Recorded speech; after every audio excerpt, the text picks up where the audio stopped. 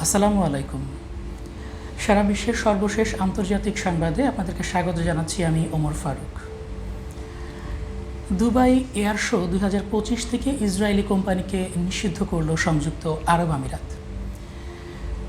নিরাপত্তাজনিত উদ্বেগ দেখিয়ে 17 থেকে 21 নভেম্বর অনুষ্ঠিতব্য দুবাই এয়ার শো 2025-এ ইসরায়েলি প্রতিরক্ষা কোম্পানির অংশগ্রহণ নিষিদ্ধ করেছে আরব আমিরাত। এদিকে ইসরায়েলি কর্মকর্তারা মনে করছেন এই সিদ্ধান্ত আসলে গতকাল বা তার আগের দিন 9 সেপ্টেম্বর দোহার হামাস নেতাদের ওপর ইসরায়েলের বিমান হামলার প্রতিশোধ হিসেবে নেওয়া হয়েছে। এদিকে ইসরায়েলের 2 মন্ত্রীকে নিষেধাজ্ঞা দিয়েছে স্পেন। ইসরায়েলের অর্থমন্ত্রী স্মোটরিচ এবং জাতীয় নিরাপত্তা মন্ত্রী বেন গাভির এর ওপর নিষেধাজ্ঞা আরোপ করেছে। এই সিদ্ধান্ত অনুযায়ী তারা স্পেনে প্রবেশ করতে পারবেন না। এর আগে স্লোভেনিয়া, যুক্তরাজ্য ও নেদারল্যান্ডস এই ধরনের নিষেধাজ্ঞা জারি করেছিল। ফলে স্পেন ইউরোপের চতুর্থ দেশ হিসেবে এই পদক্ষেপ নিল। এদিকে ইসরায়েলি গণমাধ্যমের তথ্যমতে এই 2 মন্ত্রীর ওপর সেনজেন এলাকার 29টি দেশের প্রবেশ নিষেধাজ্ঞা রয়েছে। এর মধ্যে রয়েছে ইউরোপীয় ইউনিয়নের 25টি দেশ এবং 4টি অ-ইউ দেশ: আইসল্যান্ড, নরওয়ে, সুইজারল্যান্ড ও লিচেনস্টাইন। এদিকে মার্কিন যুক্তরাষ্ট্রের উটাহ ভ্যালি ইউনিভার্সিটিতে কনজারভেটিভ ভাষ্যকার চার্লি কার্কের প্রশ্নোত্তর পর্ব চলাকালীন তিনি গুলিবিদ্ধ হয়ে নিহত হয়েছেন। ঘটনাটি ঘটেছে স্থানীয় সময় দুপুরে কার্কের আমেরিকান কামব্যাক ট্যুরের অংশ হিসেবে আয়োজিত এক অনুষ্ঠানে। বিশ্ববিদ্যালয়ের টার্নিং পয়েন্ট ইউএসএ চ্যাপ্টারের উদ্যোগে অনুষ্ঠিত এই অনুষ্ঠানে কার্ক তার পরিচিত প্রুভ মি রং বিতর্ক ফরম্যাটে শ্রোতাদের সঙ্গে যুক্ত ছিলেন, আর এমন সময়ই গুলির ঘটনা ঘটে। এদিকে কাতারকে হুঁশিয়ারি দিল নেতানিয়াহু বলেছে, কাতার সহ যেসব দেশ হামাস নেতাদের আশ্রয় দিয়েছে তারা তাদেরকে দেশ থেকে বের করে দিক বা বিচারের মুখোমুখি করুক, না হলে ইসরায়েল নিজেই ব্যবস্থা নেবে। সে আরও বলেন, ইসরায়েলের পদক্ষেপ আমেরিকার 9/11-এর পরের অভিযানের মতোই। তখন যেমন আমেরিকা পাকিস্তান ও আফগানিস্তানে ওসামা বিন লাদেনকে টার্গেট করেছিল, তেমনি ইসরায়েলও হামাস নেতাদের টার্গেট করছে। যারা ইসরায়েলকে নিন্দা করছে তাদের লজ্জা পাওয়া উচিত বলেও মন্তব্য করেছেন নেতানিয়াহু। তুরস্ক সিরিয়ার বাহিনীকে নতুন নিরাপত্তা চুক্তির আওতায় প্রশিক্ষণ দেওয়া শুরু করেছে। মিডল ইস্ট আই অনুসারে তুরস্ক কেন্দ্রীয় ও পূর্ব তুরস্কের 2 ঘাঁটিতে প্রায় 300 সিরিয়ান সেনা ও কিছু পুলিশ সদস্যকে প্রশিক্ষণ দিচ্ছে। পরিকল্পনা অনুযায়ী সংক্ষিপ্ত মেয়াদে 5,000 এবং মধ্য থেকে দীর্ঘমেয়াদে 20,000 সিরিয়ান কর্মীকে প্রশিক্ষণ দেওয়ার লক্ষ্য রাখা হয়েছে। তুরস্ক উত্তর আলেপ্পো থেকে ধাপে ধাপে সেনা সরাচ্ছে, সঙ্গে সরঞ্জাম ও সরবরাহ সিরিয়ার প্রশাসনকে হস্তান্তর করা হচ্ছে। আজাজ ও জাবলাস ঘাঁটিগুলো সিরিয়ার প্রশাসনিক নিরাপত্তা বাহিনীর হাতে যাচ্ছে। এদিকে সিরিয়ার প্রেসিডেন্ট বাশার আল সারা যুক্তরাষ্ট্র সফরে যাচ্ছেন।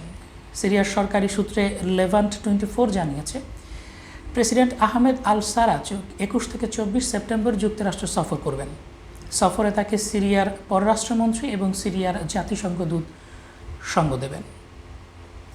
24 সেপ্টেম্বর সারা জাতিসংঘ সাধারণ পরিষদে ভাষণ দেবেন। 80তম অধিবেশনের সময় মার্কিন প্রেসিডেন্ট ডোনাল্ড ট্রাম্পের সঙ্গে সম্ভাব্য বৈঠক এখনও নিশ্চিত নয়।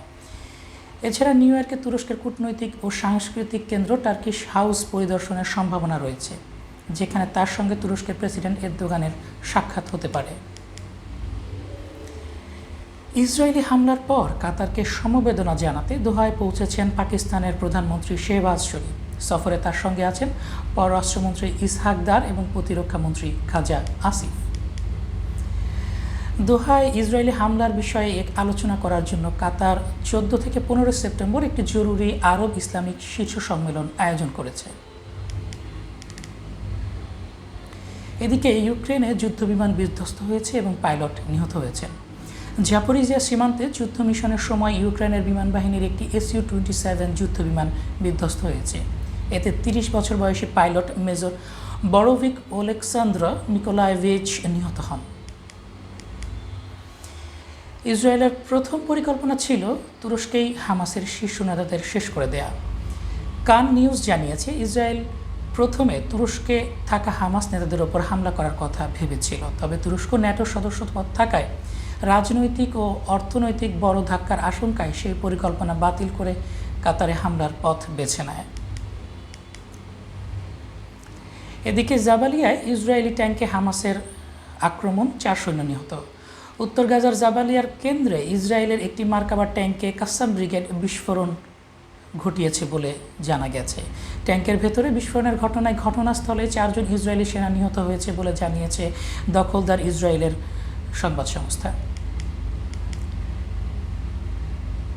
এদিকে নেতানিয়াহু দম্ভ করে বলেছেন, ফিলিস্তিন নামে কোনো রাষ্ট্রই থাকবে না, অর্থাৎ দ্বিরাষ্ট্র ব্যবস্থাকে ইসরায়েল সরাসরি অস্বীকার করল, যেটি এতদিন আমেরিকা সগর্বে প্রচার করে আসছিল। এদিকে ইরানের পররাষ্ট্রমন্ত্রী আব্বাস আরাকচি আজ জানিয়েছেন, ইসরায়েল জুন 2025-এর হামলা ধ্বংস হওয়া স্থাপনাগুলোর ধ্বংসস্তূপের নিচেই তাদের দেশের সমৃদ্ধ পারমাণবিক উপাদান রয়ে গেছে। আন্তর্জাতিক পরমাণু শক্তি সংস্থা IAEA এখনও নিশ্চিত নয় যুদ্ধের আগে ইরানের কাছে থাকা 60% বিশুদ্ধ ইউরেনিয়াম, যা 400 কেজিরও বেশি রয়েছে, সেটি আসলে কোথায় এবং কী অবস্থায় রয়েছে। এই উপাদানগুলো অক্ষত থাকলে সেগুলো অস্ত্র তৈরির জন্য প্রক্রিয়াজাত করা সম্ভব। মাত্র 2 দিন আগে কায়রোতে ইরান ও IAEA-এর একটি ঐতিহাসিক চুক্তি স্বাক্ষরিত হয়।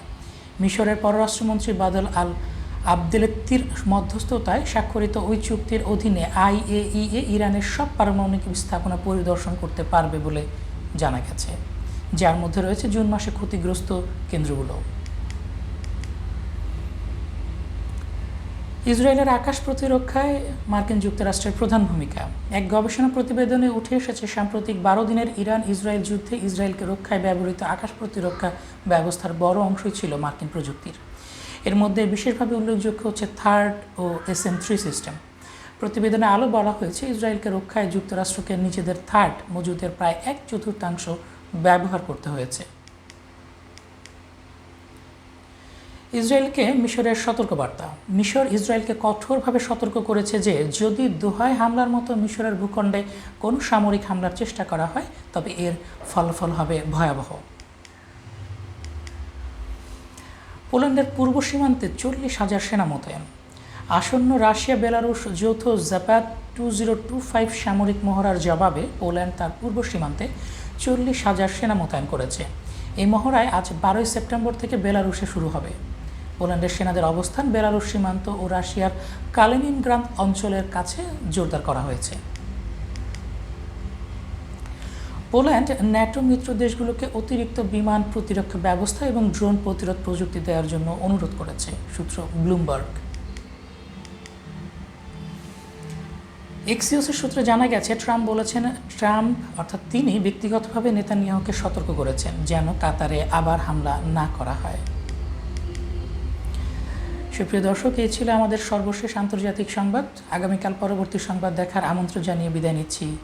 আল্লাহ হাফেজ।